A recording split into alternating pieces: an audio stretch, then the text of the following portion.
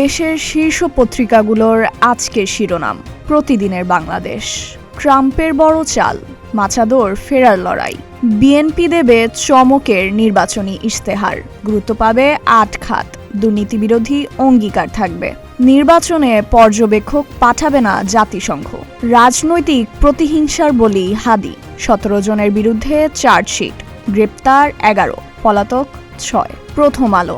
পুলিশের অভিযোগপত্র নিয়ে প্রশ্ন ইনকিলাব মঞ্চের। শহীদ হাদি হত্যাকাণ্ড, ১৭ জনের বিরুদ্ধে অভিযোগপত্র। মূল ৩ আসামি ভারতে পলাতক।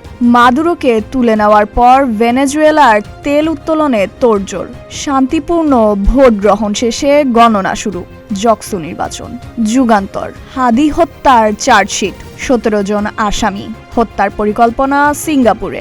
তারেক রহমানের সঙ্গে রাষ্ট্রদূতের সাক্ষাৎ। নির্বাচন সুষ্ঠু হবে বলেই পর্যবেক্ষক পাঠাচ্ছে ইইউ। উৎসবমুখর পরিবেশে জকসু নির্বাচন। মেশিনেই ভোট গণনা, ফল ঘোষণা একসঙ্গে। ১৮ মাস নিয়ন্ত্রণ করতে চান ট্রাম্প। মাদুরোর ঘনিষ্ঠদের দিয়েই ভেনেজুয়েলা চালাবেন। কালের কণ্ঠ। বছর পৌনে ৪,০০০ হত্যা মামলা। মহাসড়কে রাতে বেপরোয়া ডাকাত, আতঙ্কে পথচারী। ওসমান হাদি হত্যার চার্জশিট আদালতে দাখিল। যুবলীগ নেতা বাপ্পির নির্দেশে হত্যা ফয়সাল সহ আসামি ১৭। হলফনামায় স্বল্পবিত্ত চলনে বিলাসী। ত্রয়োদশ জাতীয় সংসদ নির্বাচন। বস্তিবাসীর পুনর্বাসনে পরিকল্পনা নেবেন তারেক রহমান।